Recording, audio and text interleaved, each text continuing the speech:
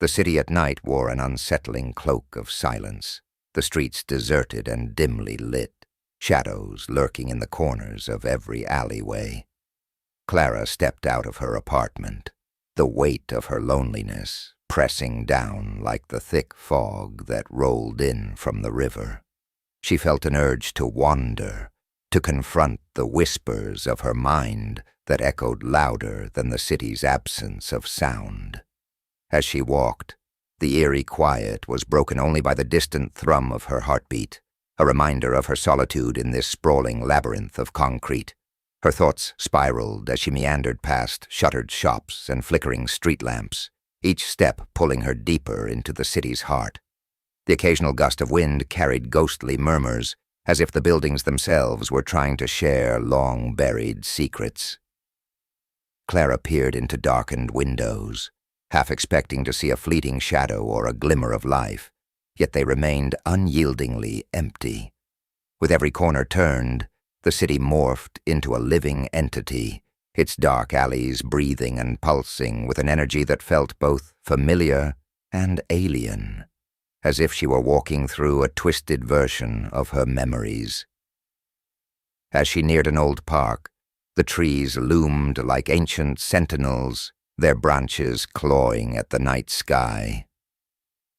Clara hesitated at the entrance, an inexplicable heaviness settling in her chest. She recalled stories of people vanishing in places like this, swallowed by the darkness without a trace. But her feet had a mind of their own, carrying her down the gravel path. The air thickened with an oppressive silence, yet she continued, drawn by an unseen force, her breath quickening as the feeling of being watched consumed her. With each agonizing moment, the shadows shifted, the rustling leaves whispering taunts that barely brushed her eardrums. Clara's heart raced, not just from fear, but from an overwhelming sense of recognition, as if she were reflecting fragments of herself in those voids.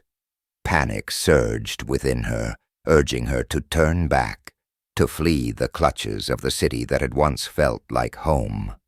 But as the darkness closed in, she realized it was not the city watching her. Rather, she had become the subject of her own haunting, a figure to haunt the very paths she had once roamed freely. The elevator's soft hum was the only sound as it glided up from the basement, each gentle jerk and shake echoing in the otherwise empty lobby. Clara had always felt uneasy in this building, a strange tension lingering in the air like static. She had moved here months ago, lured by the promise of a fresh start, but the elevator was where her resolve frayed. It was the only way to navigate the 10 stories to her apartment, and yet each ride felt like a descent into an unseen abyss, the flickering lights above seeming to pulse ominously. When she first noticed the shadows, they were slight, just the corners of her vision playing tricks. She dismissed them as the imagination fermenting under layers of anxiety. But as the weeks progressed, the shadows clung more tightly, creeping closer each time she stepped inside the metal box. The elevator doors would close, sealing her in a silence that felt heavy, oppressive, as if the air was thickening with each floor passed. Clara often felt she was being watched, a chilling presence that seemed to sneak in with her, encroaching closer as her heart raced. It was one rainy evening when the flickering lights finally cast an unsettling revelation. As the elevator lurched between floors, Clara caught a glimpse of something, a figure, nearly transparent, standing beside her reflection. It wasn't just her mind tricking her this time. It was real enough to breathe life into her worst fears. The figure wore a hollow expression, its eyes void of color or emotion, and its mouth twisted into a silent scream that echoed within her mind.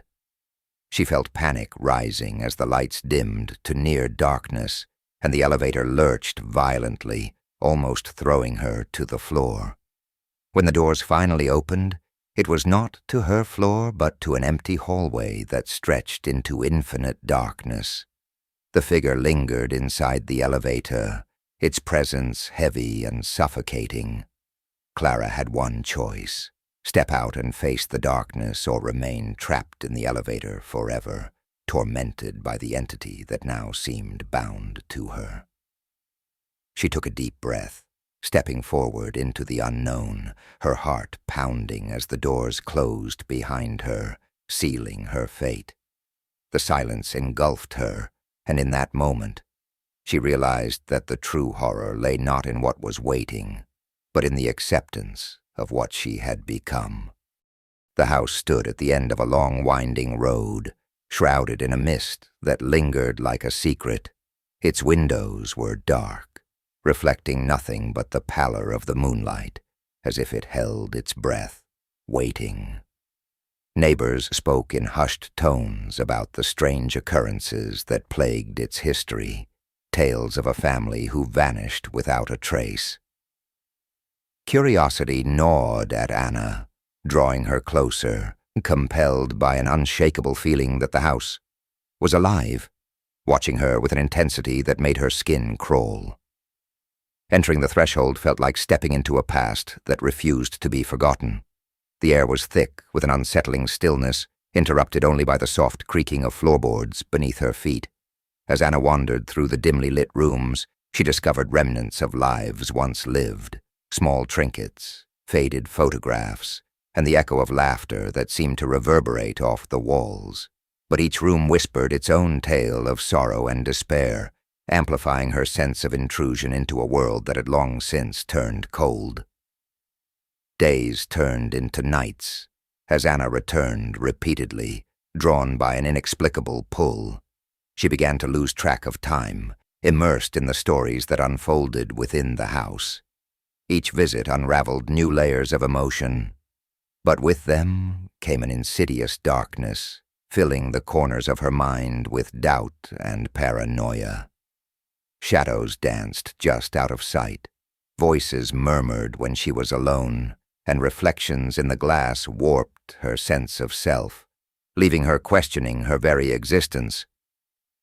As the line between reality and illusion blurred, Anna felt her grip on sanity slipping away. The house, once a mere curiosity, had woven itself into the fabric of her being. One stormy night, as the wind howled and rain lashed against the windows, she finally understood the truth. The house didn't just keep its secrets, it fed on them.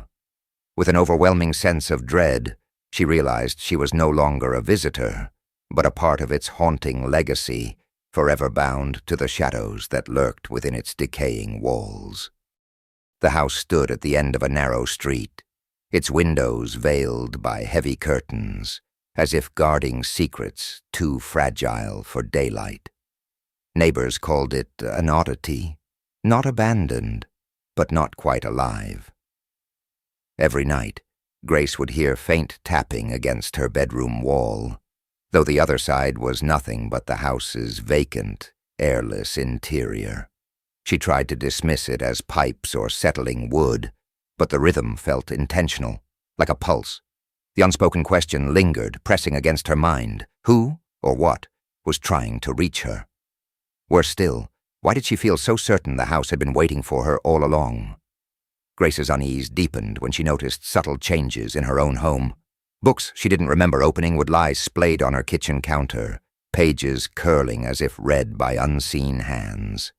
The air vents began whispering faint syllables at night, half-formed words she couldn't quite catch. One morning a set of scratches appeared on her doorframe, 5 parallel grooves perfectly aligned like they'd been left by an impossibly delicate hand. She told herself they'd always been there, but the weight in her stomach said otherwise. The house next door seemed to loom closer each day, its shadow creeping farther across Grace's living room floor, as if reaching for her. Eventually, Grace gave in to the pull, unable to shake the feeling that the house wanted her to visit.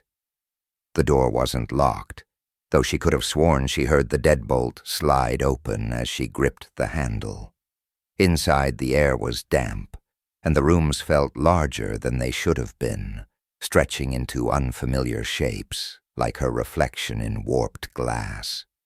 As she wandered deeper, she discovered a room filled with objects that didn't belong to her but were undeniably hers. Photographs of herself smiling at strangers, books she'd never read embossed with her initials, a calendar from a year she hadn't lived yet. It felt like stepping into a version of her life that had slipped out of sync with reality. The tapping returned, louder this time and coming from beneath her feet. Grace froze, staring at the wooden floorboards, which seemed to ripple slightly under her gaze. She crouched to touch them, feeling an inexplicable warmth as if something alive was just beneath the surface. Then the voice came, soft but clear, speaking her name in a tone that wasn't hostile, yet carried an unbearable weight of knowing. Grace scrambled back, but the house resisted, the air thickening as though it were drawing her into itself. The last thing she saw before the room plunged into darkness was her reflection in a nearby mirror. The woman staring back wasn't fleeing. She was smiling, and her eyes burned with a hunger Grace didn't recognize.